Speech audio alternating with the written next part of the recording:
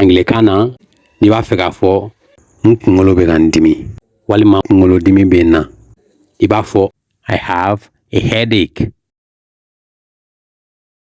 I have a headache. I have a headache.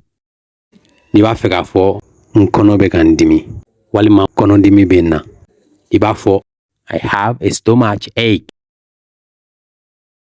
I have a stomach ache. I have a stomach ache.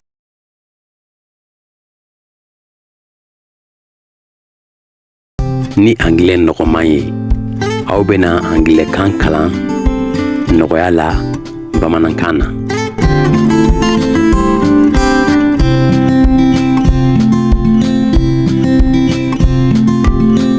Aw ni ce ni diya n ye lajɛli la. Thank you for watching this video.